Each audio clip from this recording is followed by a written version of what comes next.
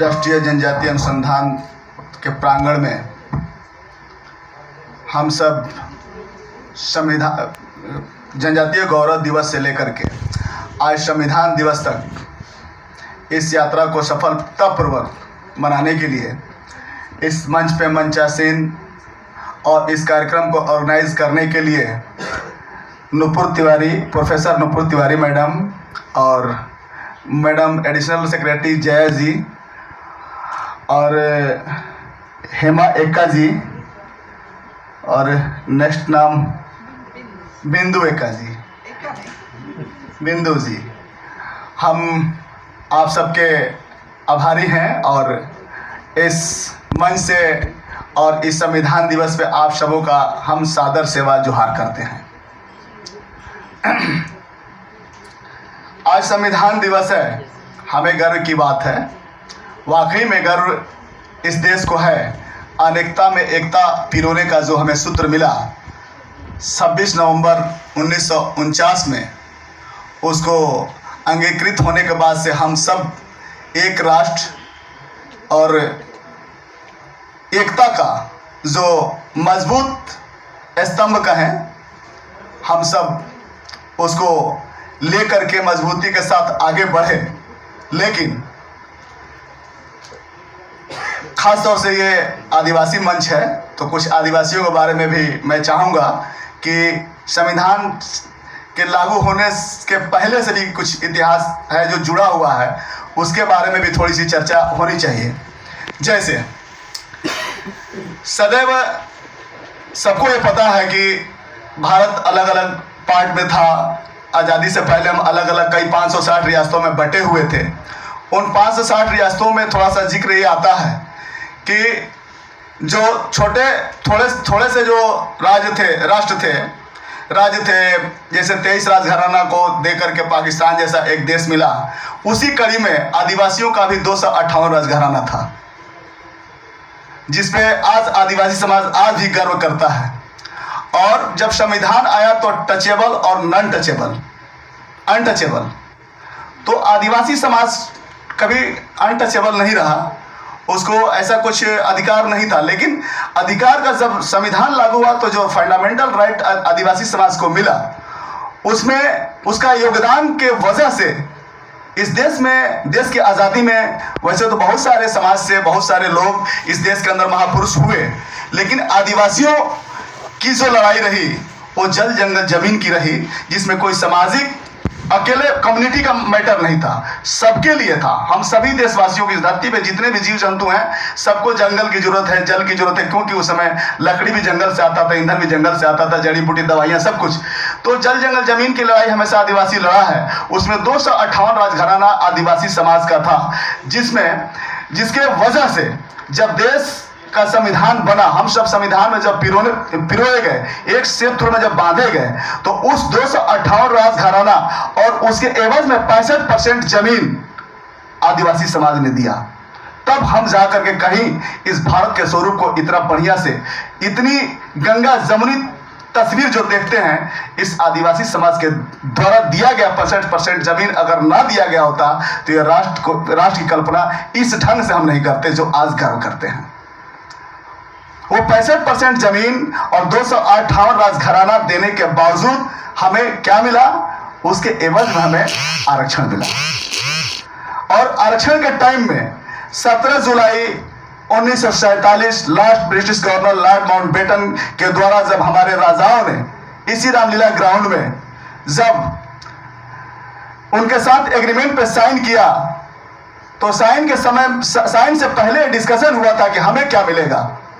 तो ये डिस्कशन में आया था मैटर। आज भी कोई मैं बनावटी बातें नहीं है। आज भी राष्ट्रीय भारत सरकार का जो महालेखागार विभाग है, उसमें बहुत सारे दस्तावेज हमारे पड़े हुए हैं, जिससे कि उसको निकाल करके बहुत सारे लोग देश से जब आते हैं पीएचडी करने के लिए, तो कई बार हमें भी पूछते हैं कि भैया राष्ट्रीय महालेखागार में हमें कुछ उसके डिस्कशन के लिए, वो पीएचडी के लिए कुछ पेपर चाहिए, तो हम जाना चाहते हैं। तो आदिवासी का इतिहास वहां से भी देखा जा सकता है।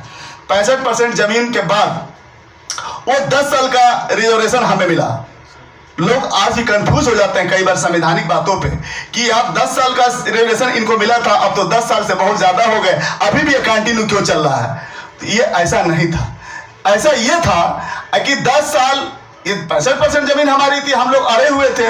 तो ये हुआ उस कमेटी के तहत कि आप लोग को 10 साल के बाद इस सत्ता के मूल सूत्र में ये सत्ता आपके हाथों में होगा। 10 साल तक आपको हम पढ़ाएंगे लिखाएंगे, क्योंकि आप पढ़े लिखे ही नहीं।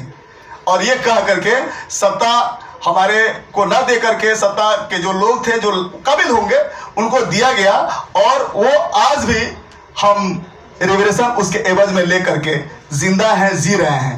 उसके बाद आता है संविधान। संविधान की 5वीं अनुसूची जो आदिवासियों के हक और अधिकार के लिए दिया गया था। सच में मैडम ने जिक्र किया ये बातें कि हमारे सरपंच, हमारे गांव, हमारे जो ग्राम सभा थी, यानी कि आदिवासी का इतिहास वाकई में लिखित में बहुत कुछ नहीं रहा, बहुत कुछ मौखिक रहा है। तो वैसे भी कहा जाता है, संविधान में भी ये बातें हैं कि ना लोकसभा ना विधानसभा, सबसे बड़ी है ग्राम सभा। हम गांव में रहने वाले लोग, भारत भी गांव का राष्ट्र कहा जाता था। 80% भारत की जनता गांव में निवास करती थी, और हमारे पास गांव में रहने के बावजूद हम गर्व करते थे।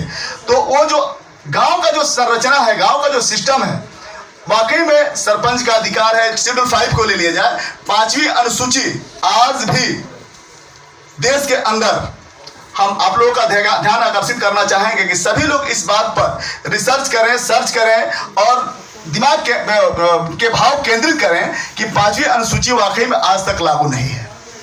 5वीं अनुसूची अगर लागू हो, आदिवासियों के दिन दशा को अगर सुधारना है तो 5वीं अनुसूची लागू करना पड़ेगा। 5वीं अनुसूची लागू हुए बगैर हमारे खनिज संपदा का दोहन होता है। फिर हमारे जो पूर्वज, यानी कि हमारी कई पीढ़ी वहां पे खत्म हो गई।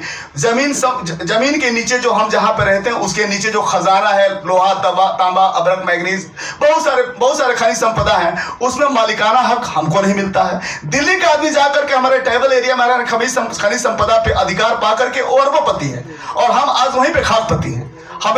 हमारे न तन पेट सही से कपड़े हैं, न सच में हमारे पास एजुकेशन है, न अस्पतालों की सुविधा है। खनिज संपदा में जगह भी ट्राइबल एरिया में लोगों को जाने का जब मौका मिलता है तब वहां जाकर के देखिए। मैं तो अक्सर जाकर के देखता हूं।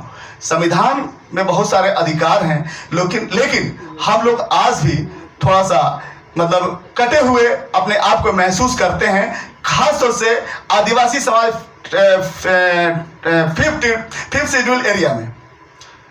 चूंकि वहां पर ग्राम सभा की अनुमति के बिना बहुत सारे जो सरकार के विधि व्यवस्था है नहीं चल सकते, लेकिन वो तो ग्राम सभा को ताक पर रख करके भी काम हो रहा है। ये संविधान दिवस है, हम संविधान से जुड़े हुए लोग हैं, तो हम अवहेलना नहीं बल्कि हम प्रशंसा के पात्र हैं कि हम लोग थोड़ा सा इस मामले को फिर से गहराई से और अच्छा से कर सकते हैं। आप ये जो हमारा ट्राइबल रिसर्च सेंटर है जो काम कर रहा है, इस कड़ी में थोड़ा सा और हम लोग बढ़िया कर सकते हैं और बेहतर कर सकते हैं आप लोगों की अगुवाई में। क्योंकि बहुत दिन बाद, वैसे तो 40 साल के बाद बाबा भीमराव अंबेडकर को भारत रत्न मिला, उसके बाद 74 साल के बाद अगर हमारे तक मान लीजिए कि भारत की मूल सुविधा पहुंची है तो ये कोई बड़ी बात नहीं है। लेकिन हम प्रयासरत रहें, प्रयास के बिना कुछ नहीं हो सकता है। अगर हम प्रयासरत हैं और प्रयासरत रहेंगे तो वाकई में हमें comes under part 3 of the constitution, and for the first article is rights and thereafter नहीं होता है तब तक स्टेट्स के जितने भी रिजर्वेशन मामले हैं, जितने भी बेनिफिट्स का मामला है, दूसरे स्टेट का बंदा वहाँ आकर के नहीं ले पाएगा। तो माइग्रेंट्स को उस तरह नहीं देखा जा सकता है। आना जाना होता है, कहीं न कहीं टकराहट होती है, मुलाकात होती है। परसों दिन से हम लोग दिल्ली में हैं, कोई विशेष कार्यक्रम रहा, उसके तहत आपने कहा, हमने तुरंत समय निकाला। मैम एक बात सामने आती है, सबसे पहले मैं उस महापुरुष को धन्यवाद देते हैं कि जो इस देश के मूल निवासी आदिवासी समाज के 2000 साल की गुलामी की बेड़ियों को तोड़ा।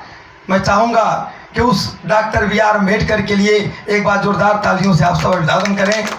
जो हम लोग इस सभा के बीच में बैठे हैं, आज 2023 तक भी ऐसी महान विभूति तिवारी जी पैदा नहीं हो पाई कि जो विश्व लेवल पर उतनी बड़ी ख्याति, उतनी बड़ी उपलब्धि लेकर के इस देश के समग्र नागरिकों के लिए, नर और नारी के लिए इतना बड़ा काम किया हो, इतनी बड़ी उच्च विचारधारा किसी के अंदर आज तक नहीं पनप पाई। और उस लिखे हुए संविधान, जिसकी हम आज संविधान दिवस समारोह मना रहे हैं, बड़ी खुशी है। और अंदर की गहराइयों से अगर इसका एप्लीकेंट किया जाए तो भारत धर्मनिरपेक्ष संविधान जो है वही समरसता, वही भाईचारा, जो गांव में बसने वाले लोग थे, चाहे जिस जात धर्म के लोग रहे हों, ब्राह्मण बनिया रहे हों, चाहे वो शुल्कास रहे हों, एससी रहे हों, एसटी रहे हों, सबके साथ एक आत्मिक प्रेम था। उस प्रेम में कहीं ना कहीं उखाड़ हुआ है।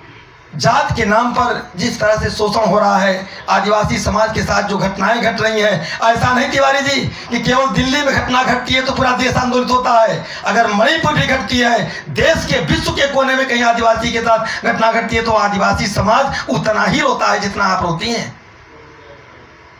शर्मसार हुआ सरकार की जो गतिविधि रही, मैं उस पर टिप्पणी नहीं करना चाहता, लेकिन ऐसा नहीं होना चाहिए। वो कल के डेट में आपके साथ होगा, किसी के साथ होगा तो सब ऐसे हंसेंगे कि कल मेरे साथ हुआ तो आप हंस रही थी, और कल आपके साथ होगा तो हम भी हंसेंगे।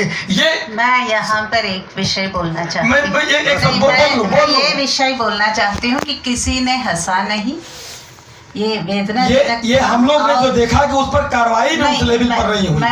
मैं इतना तो कहूँगी कि जो है, हम एक बात उसी डॉक्टर अंबेडकर ने कहा था कि हम कॉन्स्टिट्यूशनल मीन्स अपनाएंगे, हम समरसता की तरफ से हम साथ साथ कोई भी समस्या का हल करेंगे। मैं एक बात में कहा कि अपने विषय को दिग्भ्रम नहीं करना चाहता, मैं इसीलिए मैं कह रही हूँ कि हम आगे बढ़ने का सोचें। उस विषय को मैंने छुआ। आज पूरे उत्तर प्रदेश के 75 जिले में लगभग आपके डाटा में 50 लाख आदिवासी गोंड, खरवार, बैगा, चेरो, गरिया, पनका, भुइया ये सब निवास करता है। आज भारत सरकार का गजट पत्र धुरिया, ओझा, नायक, पठारी, राजगोंड के लिए एप्लीकेंट किया कि जो उत्तर प्रदेश के 17 जनपद में निवास करता है, नियमावली के तहत उसे अनुसूचित जनजाति में माना जाए। गजट पत्र कह रहा है, प्रदेश की नियमावली कह रही है। शिक्षा के क्षेत्र में जिस तरह का आज आदिवासी समाज के लिए बार बार कहा जा रहा है, शिक्षा के क्षेत्र में हम पहल करेंगे, हमारा संविधान कह रहा है। आज यूनिवर्सिटियों में हमारे बच्चों की संख्या कम है। प्रश्न क्या है ये प्रश्न यह है, हम मंच में आपको अगली बार बुलाएं, नहीं मंच मगर मंच वहाँ नहीं है, मंच यहाँ है। मैं बोलना चाह रहा हूँ तो आज आपका प्रश्न, क्योंकि मेरे हिसाब से बहुत लोग अपना जो है योगदान देना चाहेंगे, तो मैं ये अपनी बात को समाप्त करूंगा कि जो है भाषण नहीं, प्रश्न आज हम विषय पे चर्चा करें तो अच्छा रहेगा। मैं विषय पे चर्चा मात्र ये कहना चाह रहा हूँ, पूरे उत्तर प्रदेश के किसी भी यूनिवर्सिटी में 14 से लेकर के 23 के बीच में जनजाति समाज के सर्टिफिकेट लगाए कैंडिडेट्स को, लेडीज जेंट्स जो भी बच्चे पढ़ रहे हैं उनको किसी तरह की छात्रवृत्ति नहीं मिली। उसका प्रावधान आपके पास है। 60% गवर्नमेंट देती है भारत सरकार, 40% उत्तर प्रदेश देती है, बच्चे नहीं पाए। ये हुआ आपका प्रश्न, क्या विषय है। मैं दूसरा स्कॉलरशिप डिवीजन को आपका इस प्रश्न और आपका ये कंसर्न दोनों मैं उनको बताऊंगी। दूसरा प्रश्न, उत्तर प्रदेश में क्यों स्कॉलरशिप नहीं दिया जा रहा है, ये जरूर जो है हम लोग जांच करें। दूसरा प्रश्न यह है जी कि अगर कास्ट का सर्टिफिकेट किसी भी व्यक्ति को चेहरा देख करके वो किसी कैटेगरी में है नहीं जाना सकता, उसकी कास्ट सर्टिफिकेट जिसकी दादा बाबा से रिकॉर्ड 1956, 13, 59 फसली में जिसके जाति में गोंड लिखा है, आज़ादी के पहले लिखा है, आज प्रदेश की सरकारें उस पर तहसीलदार, एसडीएम, लेखपाल प्रमाण पत्र देने से आनाकानी करता है। उनके ऊपर ठोस कार्रवाई हो, उनको भी जेल जाने की प्रक्रिया बने ताकि उनको प्रमाण पत्र मिलेगा, तभी जनजाति का लाभ पाएंगे। जहां तक कम्युनिटी सर्टिफिकेट की बात है, मैंने अभी बताया कि जिस तरह से एक प्रक्रिया के अनुसार नोटिफिकेशन होता है, मेरी बात में पूरी ध्यान नहीं दें, मैं उत्तर कम कर पाए हैं। और एक दिन ऐसा आए जब वो कॉन्स्टिट्यूशनल विजन जो हमने प्रियम्बल में पढ़ा था वो जो है सच्चा हो। Equality, liberty, fraternity and justice. Thank you all.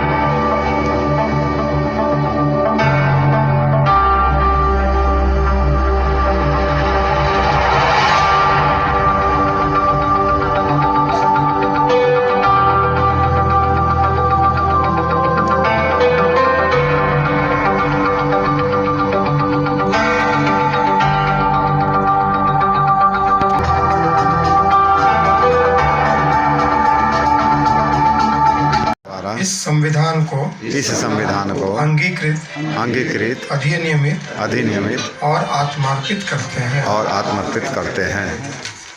We shall read it in English. We, the people of India, having solemnly resolved to constitute